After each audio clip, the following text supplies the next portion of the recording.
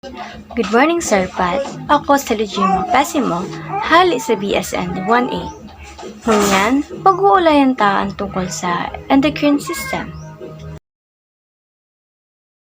Ang endocrine system, sarong network ang glandula or glands na nagigibo sa kanagluluwas din mga hormones.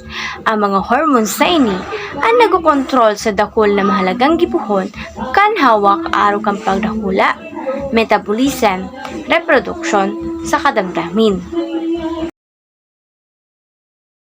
Ang tungkulin kang endocrine system, iyo ang pagkokontrol kan pagdakula sa kapag-unlad, nagkokontrol sa metabolism sa kapaggamit ng enerhiya, nagpapanatili ng balanse sa alaog kang hawak, nagkokontrol sa reproduction sa kagibuhon, na may kinalaman sa kasarian, asin nagtatabang sa pagtugon sa stress sa kaenerhiya.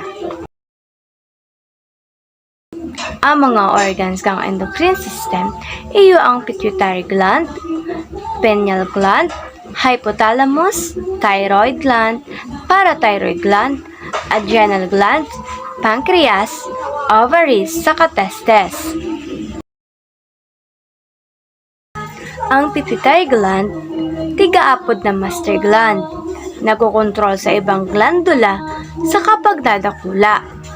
Ang pineal gland, nagigibo ng melatonin para sa pagturog. Ang hypothalamus, nagkokontrol sa pituitary gland, saka nag-uugnay sa nervous system, saka endocrine system. Ang thyroid gland naman, nagkokontrol sa metabolism sa kapaggamit ng enerhiya. Ang parathyroid gland, nagkokontrol sa antas ng calcium sa dugo saka mga buto.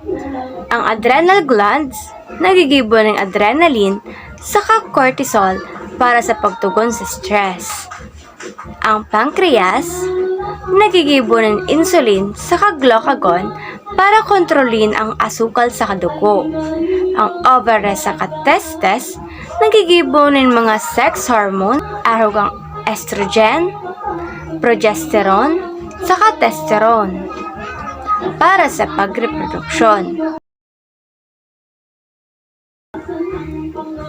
Ang circulatory system, nagtatabang sa pagpapanatili ang homeostasis sa pamamagitan ng pagdaranin mga hormones mula sa mga endocrine glands patungo sa mga target organ, pagdadala ng oxygen sa kasustansya sa mga selula, paglinig ng mga dumi, saka pag-regulate ng temperatura sa pH ng hawak.